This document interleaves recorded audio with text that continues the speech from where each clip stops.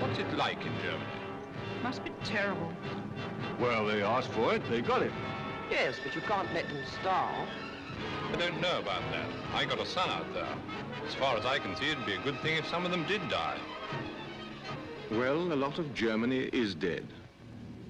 Our last bombing was directed against their communications, against convoys, trains, road and rail bridges, against goods yards, stations, viaducts.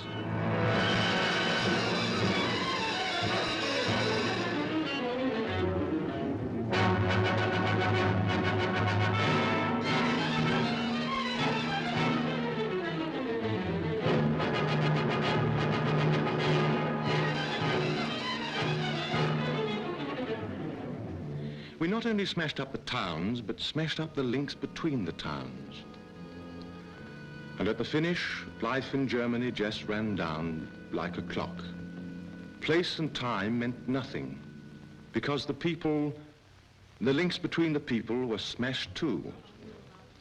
They were just left wandering, searching, looking for food, looking for their homes, looking for each other. Ich suche meine Frau. Ich suche meinen Mann. Ich suche Frieda Windler, geborene Jonoscheid, Königsberg. Ich suche meine Frau, Elfriede Schulz, und Tochter Christa. Achtung! Stalingrad-Kämpfer. Wer kennt den Sanitätsunteroffizier Heinz Kuhlmann? Feldpost Nummer... There are 70 million people in Germany, and about 30 million of them are looking for someone, or are lost and lie looking without seeing, like the eyes of a dead rabbit. They are still stunned by what hit them, stunned by the war they started. But in the search for food and the urge to get home, the life force is beginning to stir again. Today, our powers of destruction are terrifying, but the will to live is still stronger.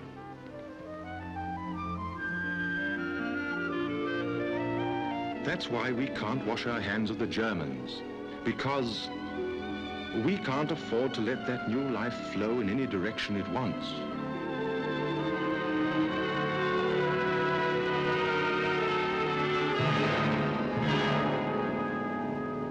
Our military government, that is, your husbands and sons, have to prod the Germans into putting their house in order. Why? We have an interest in Germany that is purely selfish. We cannot live next to a disease-ridden neighbor. And we must prevent not only starvation and epidemics, but also diseases of the mind, new brands of fascism from springing up. What is more, we have to persuade the Germans to do this themselves. First of all, the material patching up.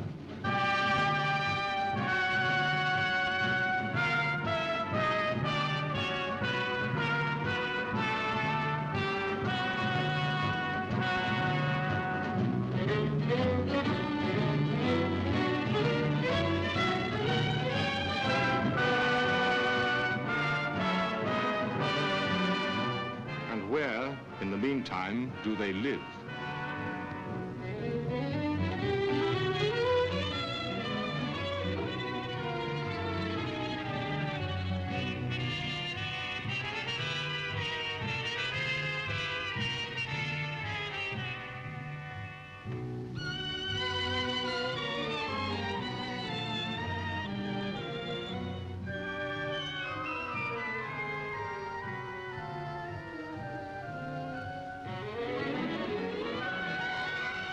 Yes, all looks lifeless. But underneath the rubble, there are people living in the cellars. The smoke from the cooking stoves drifts up from the ruins to the open third story where people are living too. Many in the big towns living without light, without coal, without water, without soap, living in the stench of corpses and sewerage, but still with the will to live.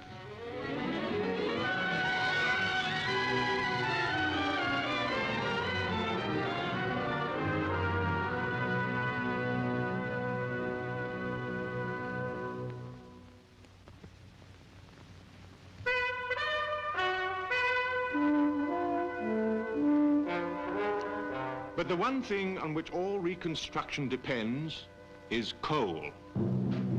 Without coal, there can be no power and no transport. In Essen, our coal control has taken over the Krupp family mansion as its headquarters. And from here, we organize the output and distribution from the whole Ruhr coal fields.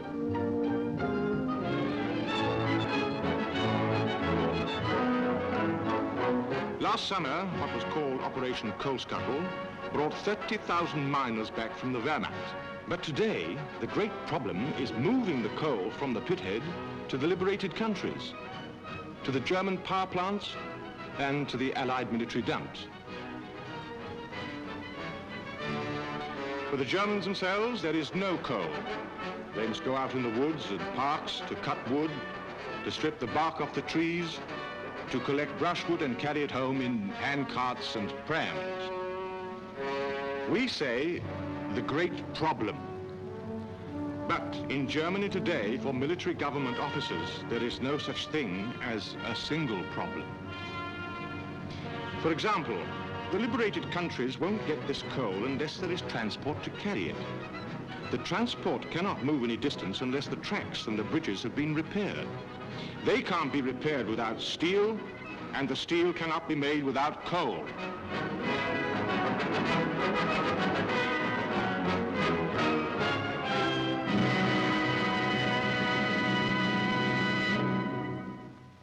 There are some 17 newspapers published in the British zone.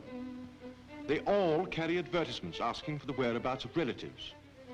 At Hamburg, there is a British-run postal search station indexing inquiries coming in at the rate of 50,000 a day. But when someone contacts their relatives, they must get a permit before they can travel by train. Hordes of cyclists and pedestrians and horse-drawn trucks wait to cross the pontoon and Bailey bridges built by our engineers. Wait to cross after military government traffic. And all this has to be supervised by our sergeants and our MPs. Achtung! Achtung! Attention! Attention! Personenzug nach Hannover, 11:50 Uhr. Train now coming in is 11:50 for Hannover. Bahnsteig 7. Bielefeld, Minden, Hamm, Dortmund, 12:25 Uhr. Das Fahren auf den Puffern ist verboten. It is forbidden to ride on the buffers. Wagen with the Zug hält. Wait until the train stops. Fahren auf den Puffern, Grenzen verboten. It is absolutely forbidden to ride on the buffers. Abfahrt Grünboden und alle Stationen nach Kiel, 12:49 Uhr. The 12:49 train for Lüneburg and all stations to Kiel is allowed to leave.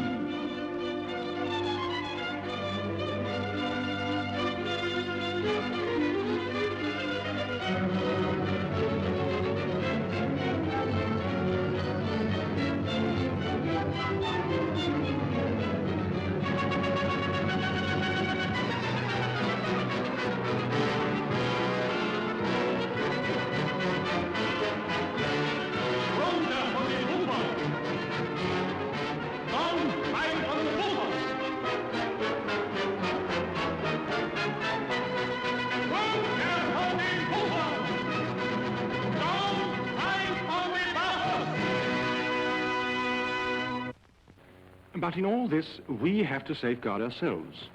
First of all, from crime and disorder. So military government courts are set up with British judges. These courts are public. There is an interpreter, a German defense counsel, and a British prosecutor. Then the German police force is being remade.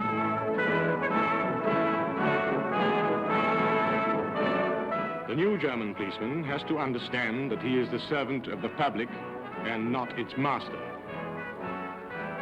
Then we have to safeguard ourselves from disease. The Germans are getting 1,000 to 1,200 calories a day, according to type of work. about half our rations.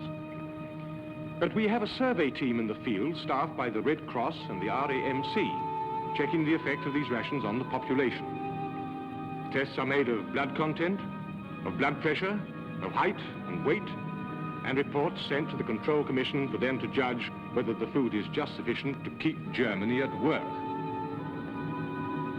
But the greatest headache is education. You will never get Nazi ideas out of the heads of some of the adults, particularly those living away from the devastated areas. What about the children? For them, the desolated landscape provides a dream playground. The derelict weapons of war might have been specially designed to have games with. There are Germans who know this can't go on. That teachers must be found and themselves taught to teach the children that there are other things in life beyond Nazism and war. But again, the complexity of problems. The schools are in ruins, the teachers too few, the children too many. And as the months go by, the children are growing up and getting more like their fathers. We just cannot afford to leave them to stew in their own juice.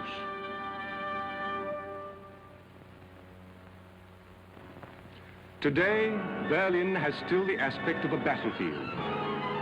The Reichstag, the seat of past German governments, has been gutted. The Krupp family, who with the other German industrialists first backed Hitler and then produced the weapons for world domination, have been scattered and arrested. This family armed Germany in the Franco-Prussian War. They made Big Bertha and the first submarine for the Kaiser in World War I. They are just as responsible for killing Allied soldiers as Hitler and Goering. And by killing, they grew rich. This time, their war plants have been left a mass of twisted girders. Look.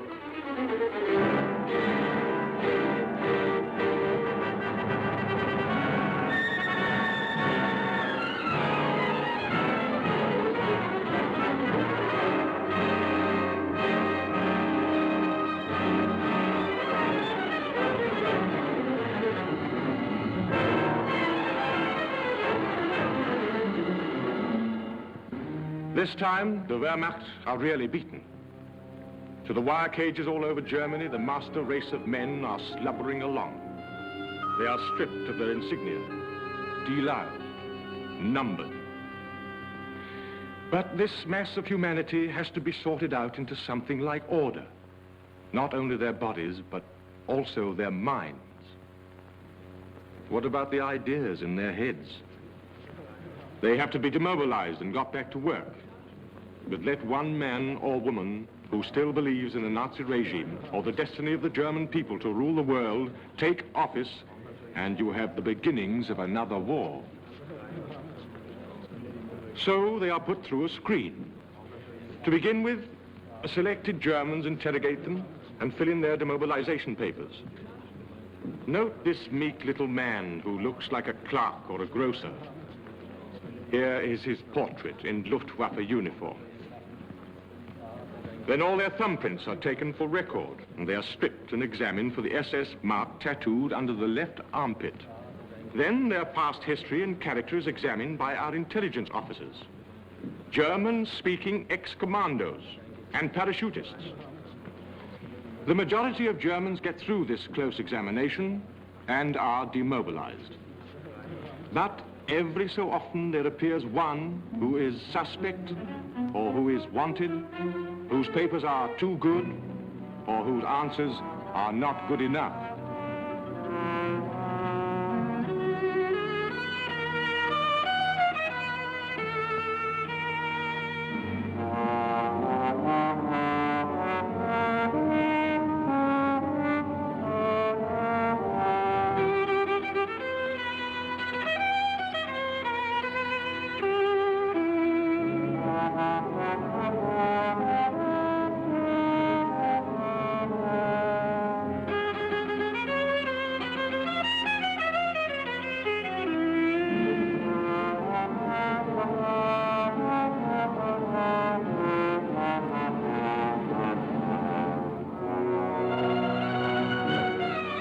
rejected, back to the cage.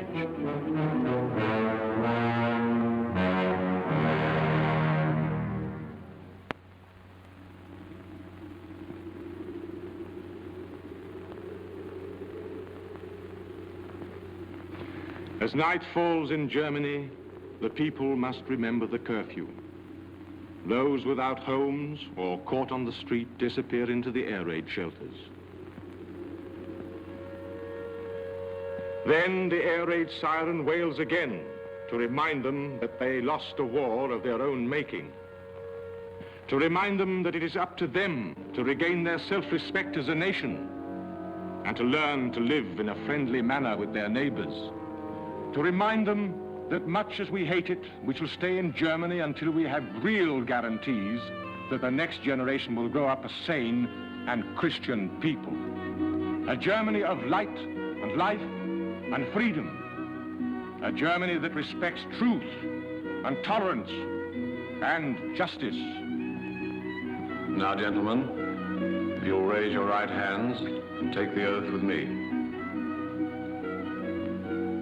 I swear by Almighty God Ich schwöre bei Gott dem Allmächtigen, that I will at all times dass ich Gesetze jederzeit apply and administer the law without fear or favor zu niemandes Vorteil und zu niemandes Nachteil and with justice and equity to all persons mit Gerechtigkeit und Billigkeit gegenüber jedermann of whatever creed, race, color, or political opinion they may be. I will obey the laws of Germany.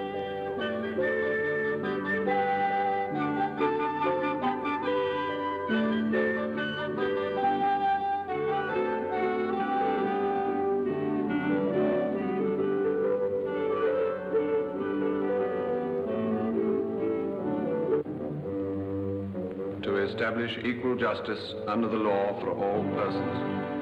Die Gleichheit aller vor dem Gesetze zu wahren. So help me God. So wahr mir Gott helfe.